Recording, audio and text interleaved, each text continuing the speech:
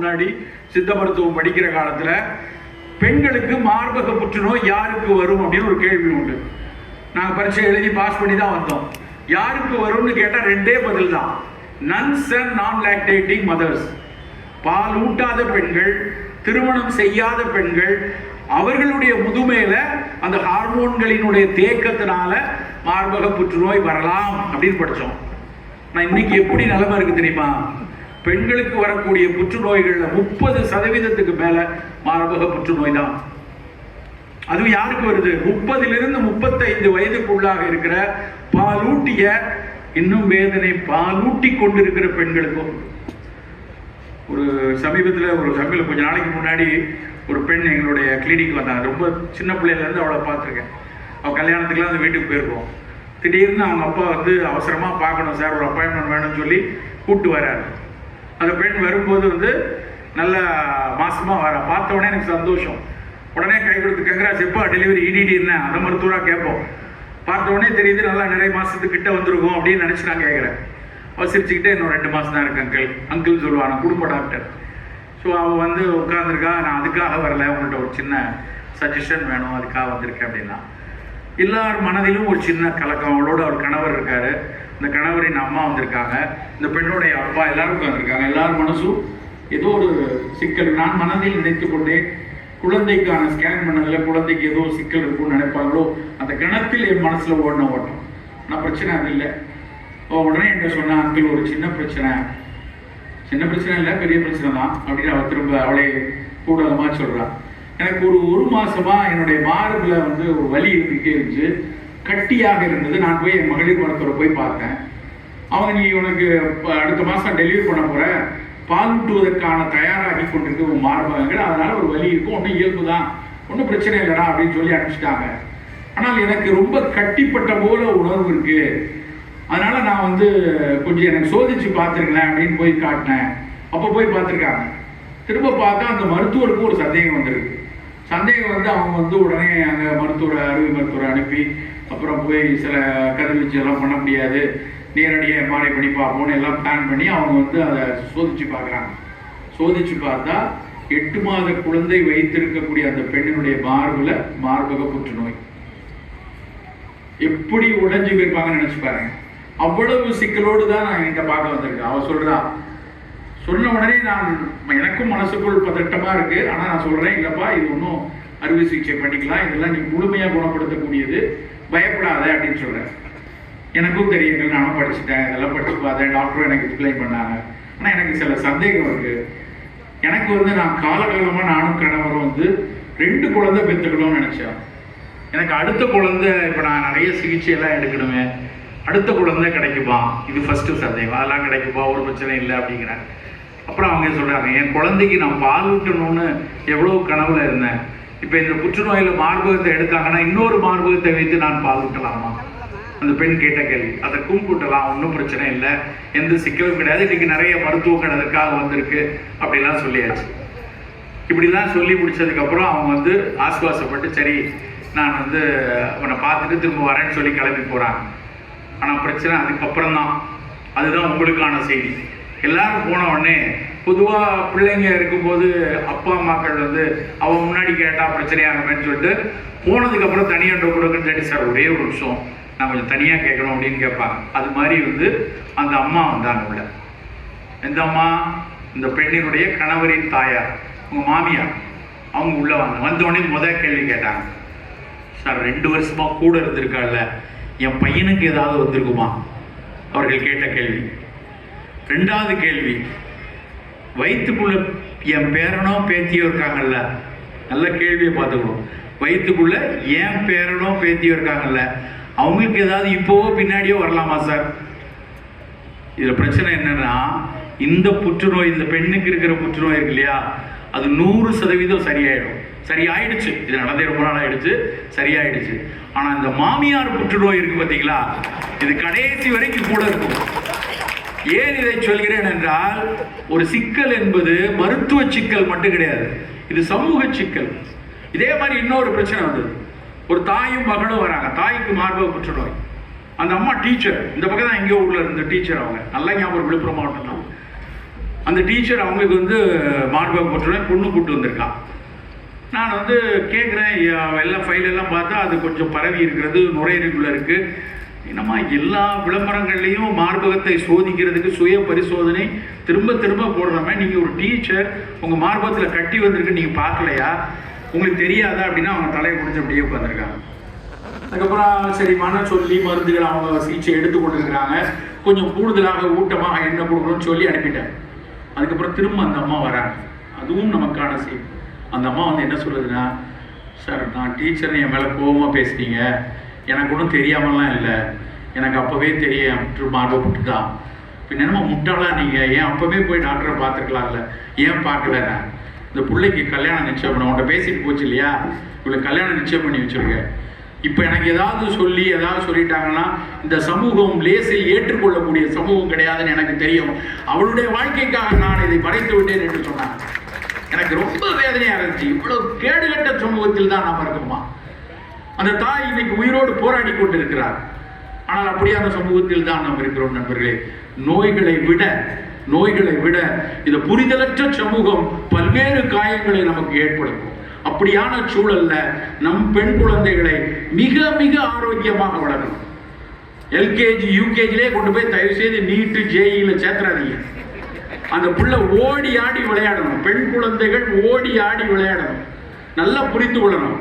ஒரு விலங்குகள் 5 நிமிடத்தில் டெலிவரி பண்ணிட்டு அது பாட்டுக்கு அடுத்த நிமிஷம் மேய போயிடும், குட்டிகளும் மேய போயிடும். ஆனால் தாய் எப்படி இல்லை. ஒரு மனிதன் என்னைக்கு தன்னுடைய முன்னங்காலை நேராக நிமித்துறானோ, கையாச்சோ, அன்னைக்கே உடல் இப்படி போயிடுச்சு.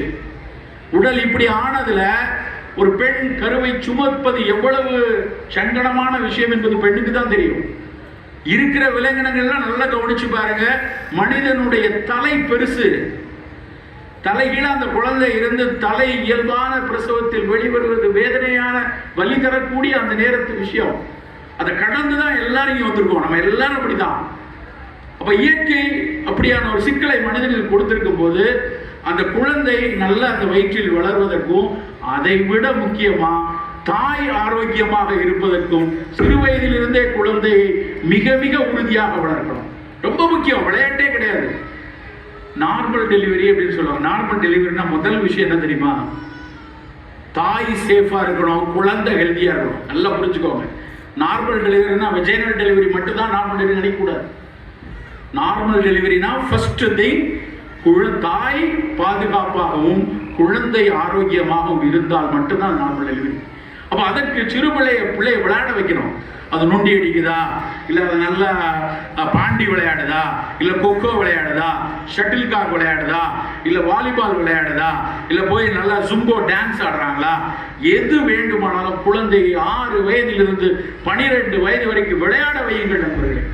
பெண் குழந்தைகள் எந்த அளவுக்கு கால்களை விரித்து, நல்லா புரிஞ்சுக்கோங்க, முன்னங்காலையும் பின்னங்காலையும் விரிக்கும் போதுதான் அந்த பெல்விக் போனுடைய மசில் வந்து எக்ஸ்டெண்ட் ஆகும்.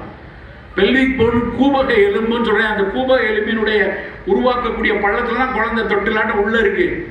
அந்த கூபக எலும்பு விரிந்து சுருங்கக்கூடிய இயற்கையிலேயே அந்த நெகிழக்கூடிய தன்மையை அந்த தசைகள் கொடுக்குது. அந்த தசைகள் நல்லா இழுத்து மடங்கி வரும்போதுதான் அந்த பெண் குழந்தையினுடைய கருப்பை ஆரோக்கியமா இருக்கும். இயல்பான ஒரு டெலிவரி வருவதற்கு சரியா இருக்கும். எந்த நேரமும் உட்கார்ந்து இப்படி என்னது வெத்தலைக்கு சுண்ணாம்பு தேய்க்கிற மாதிரி ரீல்ஸ் ஷார்ட்ஸ், பல வீட்டில் அப்படிதான் இருக்காங்க. எந்த நேரமும் ஆன்லைன் கேம்ஸ் தான். கிளாஸும் ஆன்லைன்ல நடக்கு, விளையாட்டும் ஆன்லைன்ல நடக்கு. எவ்வளவு ஆபத்தானது. உங்க வீட்டில் இன்னைக்கு போய் உங்க வீட்டு பெண் குழந்தைகள் தினம் 1 மணி நேரம் விறுவிறுக்க விளையாடுகிறார்களா என்று பாருங்க. என்ன சிக்கல் என்றால், இந்த விளையாடாத குழந்தைகள் பூ பெய்ததுக்கு அப்புறம் அந்த கருத்தரிக்கிற வரைக்கும் ஒரு சின்ன விஷயத்தை அதிகம் பேசி கொண்டிருக்கிறாங்க. என்ன தெரியுமா? அது பிசிஓடி. நிறைய பேருக்கு தெரியும். பாலிசிஸ்டிக் ஒவேரியன் டிசீஸ், சினைப்பை நீர்க்கட்டிகள். 28 நாளைக்கு ஒருக்க 4 நாள் வர வேண்டிய மாதவிடாய் எப்போ வரும்னு தெரியாது. வந்தா நிற்காது, வந்தா சரியா ப்ரீட் ஆகுமா தெரியாது. இப்படியான சூழலில் நிறைய பெண் குழந்தைகள் இருக்கிறார்கள் நண்பர்களே. ஏன் இந்த பிசிஓடி அதிகம் வருதுன்னு பார்த்தீங்கன்னா, முதல் காரணம் பிசிக்கல் எக்ஸசைஸ் இல்லாது. 2வது காரணம் அதிக இனிப்பு சாப்பிடுவது, குறிப்பா சாக்லேட். சின்ன பிள்ளையில எந்த குழந்தை அதிகம் சாக்லேட் சாப்பிடுதோ இந்த சாக்லேட் மேலே எனக்கு அவ்வளோ கோவம். இந்த சாக்லேட் நீங்கள் நினைக்க மாதிரி வெறும் இனிப்புகளில் செய்கிறது இல்லை. இந்த பிப்ரவரி 14 ஒரு திருவிழா நடக்கும் இல்லையா, உங்களுக்குலாம் தெரிஞ்சிருக்கும். அதில் பெரிய விளம்பரம் போடலாம், உன் காதலிக்கு என்ன, உன் காதலிக்கு ஆக சிறந்த பரிசு என்ன தெரியுமா, சிலுக்கு மிட்டாய். சிலுக்குன்னு ஒரு பெரிய சாக்லேட், 100 ரூபா. 100 ரூபாய்க்கு சாக்லேட் வாங்கி கொடுக்குறான். பல பிள்ளைங்க கீழே சுருண்டு சுருண்டு அடம் பிடிச்சி அதை தான் வாங்கணும். யாராவது இங்கே இருக்க உங்கள்ட ஒருத்தர் எந்திரிச்சு அதில் என்னெல்லாம் சேர்த்துருக்காங்கன்னு கரெக்டாக சொல்லிட்டா மாவட்ட நிர்வாகத்தை வச்சு இங்கே ஒரு பரிசு கொடுத்துடலாம். சத்தியமாக யாருக்கும் தெரியாது. சார் அதெல்லாம் கேட்பரிஸ் கொக்கோ இருக்கும் சார், சுகர் இருக்கும் சார். கொக்கோ 3% தான். 100 கிராம் மில்க் சாக்லேட்டு 3% தான் கொக்கோ. மீதி 97% ஏதாவது ஒரு வகையில் நம் உடம்புக்கு ஆகாத பொருள். சர்க்கரை இல்லை, அதில் இருக்கிறது ஹை ஃப்ரக்டோஸ் கார்ன் சிரப். எது கார்ன்? மக்காச்சோளத்திலிருந்து எடுக்கக்கூடிய ஒரு இனிப்பு. அந்த மக்காச்சோளத்திலிருந்து எடுக்கக்கூடிய இனிப்பை தான் அந்த சாக்லேட்டுக்கு மிக மிக அதிகமாக சேர்க்கக்கூடியது. அது வாய்க்குள்ள போய் வெடிக்கணுமா, வாய்க்குள்ள புலகலன்னு இருக்கணுமா, நீ கொஞ்சம் நக்கிக்கோ நான் கொஞ்சம் நக்கிக்கிறேன் விளம்பரம் போடுறான்ல, அந்த பிசுபிசுப்பு தன்மை அத்தனைக்கும் கெமிக்கல் தான். இது எல்லாம் தான் நண்பர்களே இந்த பாலிசிஸ்டிக் ஓவேரியன் டிசீஸை கொடுக்குது.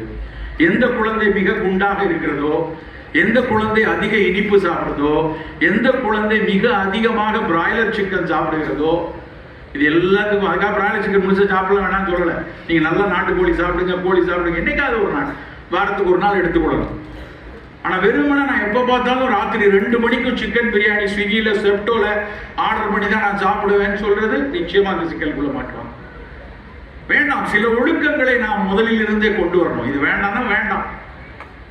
அம்மா பேசும்போது திரும்ப திரும்ப காத்திருத்தல் வேணும். நாங்களே எனக்கு உட்காரும் போது என் மனசுலேயே எங்கள் வீட்டு வளவு வீடு தான் ஞாபகத்துக்கிட்டே இருக்கு.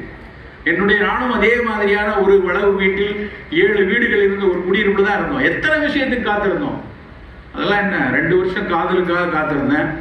காதலிச்சதுக்கு அப்புறம் 3 வருஷம் அவங்க அப்பாவுடைய பெரும்சலுக்காக காத்திருந்தேன். 6 வருடங்கள் காத்திருந்ததனால் 30 வருடங்கள் மிகச் சந்தோஷமாக இன்றைக்கு வரைக்கும் வாழ்ந்து கொண்டிருக்கிறோம். அது 6 வருட காதல். ஆனால் இன்னைக்கு எப்படி இருக்கு, காலையில வாட்ஸ்அப்ல ஐ லவ் யூன்னு சொன்னா மத்தியானம் அதுக்கு 2 அம்புக்குறி ஸ்டார் சாயந்தரம் பதில் சொல்லினா பிரேக்கப் அப்படிங்கிறான். முடிஞ்சது காதல். அப்படியான வாழ்வியல் வேண்டாம். நம்ம வாழ்க்கை ரொம்ப அழகாக திட்டமிட்டு ஜம்புன்னு நடக்கணும். அது மனதுக்கு மட்டுமல்ல, உடல் நலத்துக்கும். ஒவ்வொரு விஷயத்திற்காகவும் சற்றே மெனக்கட வேண்டும் நண்பர்களே. நம் பெண்களின் நலத்தை எதற்காக இவ்வளவு உறுதியாக சொல்றேன்னா, ஒரு ஆண் உடல் நலம் ஒரு பாதிப்பு வந்தா மொத்த குடும்பமும் அவனை பார்த்துக் கொள்ளும். ஆனா ஒரு பெண்ணுக்கு உடல் நலம் வந்ததுன்னா அது அவளுக்கு உளவியல் சிக்கல் வரும் வரை இந்த சமூகம் காத்திருக்கும். அதான் ரொம்ப முக்கியமான விஷயம். நல்லா நான் இந்த வார்த்தையை சும்மா அலங்காரத்துக்காக சொல்லலை. பல வீடுகளில் நடப்பதை பார்க்கிறேன்.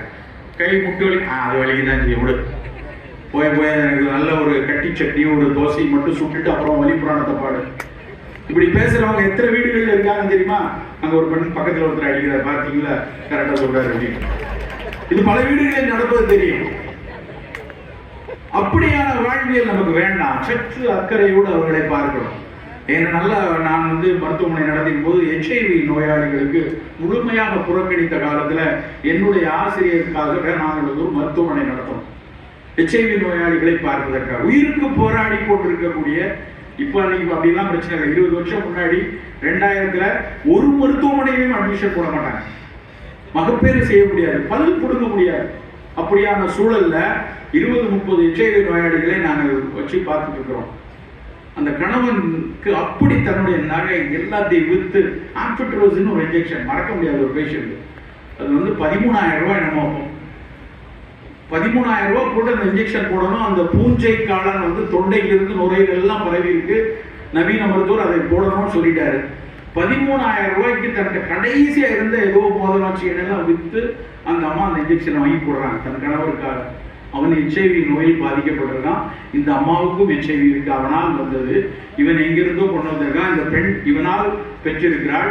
அந்த கடைசி அந்த இன்ஜெக்ஷனை போடுறாங்க. ஆனால் அதனால் பிரயோஜனம் இல்லாமல் அந்த கணவர் இறந்து போயிட்டார். சோகம் என்ன தெரியுமா? அவ்வளவு நேரம் அந்த வீடை சுத்தி கூட்டமா நின்று அத்தனை அண்ணன், தம்பி, அக்கா, பெரியப்பா எல்லாரும் எப்படியாவது காப்பாத்து நின்றவங்க எல்லாம் இறந்து விட்டார் சொன்னோடனே உடலை கூட வாங்காமல் அத்தனை பேர் போயிட்டாங்க. இந்த பெண்ணும் இந்த 2 பையனும் அவங்களோட 2 பையனும் நிற்கிறாங்க. அந்த பெண் சொன்னது எனக்கு மனசுல ஞாபகம் இருக்கு. ஊர்ல போய் சாகலாமா இங்கேயே சாகலாமான்னு நினைச்சிட்டு இருக்கேன் சார் அப்படின்னு. அவ்வளவு வேதனை. அந்த வார்த்தை, அந்த பெண்ணினுடைய முகம் என் மனசில் ஞாபகமா இருக்கிறது. இந்த பெண்ணுக்கு இதே சிக்கல் வரும், யார் பார்த்துக் கொள்வார்கள் ஒரு சிந்தனையும் அந்த குடும்பத்தில் யாருக்கும் இல்லை. அப்படியான சமூகம் தான் இன்றைக்கும் இருக்கிறது நண்பர்களே. அப்ப நம் பெண் குழந்தைகளை ரொம்ப கவனமா பார்க்கணும். எதற்கு நான் சொல்றேன், நான் திரும்ப திரும்ப சொல்வது, உடல் நலம் உளவியல் சிக்கலா மாறும். தன்னுடைய வலியை பகிர்ந்து கொள்ள முடியாத போது, தன்னுடைய வலி புறக்கணிக்கப்படும் போது, அம்மா சொன்னாங்க இந்த புறக்கணித்தல் எவ்வளவு பெரிய பிரச்சனையை கொடுக்கணும். குடும்பத்திலே வரும். தலை வலிக்குதுன்னு சொன்னா அப்படியே ஒரு காஃபி கொடுத்தா கொஞ்ச நேரம் உட்காரியா, நீங்க வேணா பிரேக்ஃபாஸ்ட் வெளியே சாப்பிட்டுக்கலாம். அப்படி எத்தனை கணவர்கள் கேட்கிறோம். தலை வலிக்குன்னா கொஞ்ச நேரம் போய் பாடு, அதுக்கப்புறம் எனக்கு கட்டி சட்னி அரைச்சிரு, அப்படிதானே எல்லாரும் பேசுறோம். தலைவலி இருந்ததுன்னா ஒரு சின்ன சொல், நீ தலையெல்லாம் பிடிச்சி விட்டு சினிமாவில் காட்டுற மாதிரிலாம் பண்ண வேண்டாம். அட்லீஸ்ட் பார்த்துக்கூடா, கொஞ்சம் ரெஸ்ட் எடு, நான் வேணா காஃபி போட்டு தரேன், அப்படி சொல்றவங்க எத்தனை பேர் இருக்காங்க. இப்படி சொல்லாததுனால அந்த பெண்ணுக்கு அது இரத்த கொதிப்பினால் வந்த தலைவலின்னு தெரியாது. எல்லாரும் தலைவலினா ஏதோ ஒரு டென்ஷன்ல ஸ்ட்ரெஸ்ல வரும். அவங்களுக்கு பல காலமாக இரத்த கொதிப்பு இருந்திருக்கும். அந்த இரத்த கொதிப்பினால் வந்த தலைவலி என்று தெரியாமல் மருத்துவரிடம் போய் இரத்த கொதிப்பை பார்க்காம மெல்ல மெல்ல அந்த இரத்த கொதிப்பு சிறுநீரகத்தை பாதிக்கக்கூடிய பெண்கள் நிறைய பேர் இருக்காங்க. இப்போ நம்ம எதுக்கு இந்த நம் தமிழ் சமூகத்துல இப்படியான சிக்கல்கள் வராத ஒரு வாழ்வியல் நாம் கொண்டு வரணும்னா சிறு குழந்தைகள் முதலே அக்கறையாக இருக்கு. அந்த அக்கறையை நம்ம அடுப்பங்கரையிலிருந்து துவங்கணும். திரும்ப திரும்ப சொல்றது, நல்ல புரதங்களை எடுங்க, நல்ல உணவுகள், இது மாதிரி பழங்களை ஊட்டிக்கொண்டே வாருங்க. எல்லா சிறுதானியம் 20 வருஷமா நானும் காத்திருந்தேன். எனக்கு ரொம்ப சந்தோஷமா இருக்கும் எப்பவுமே.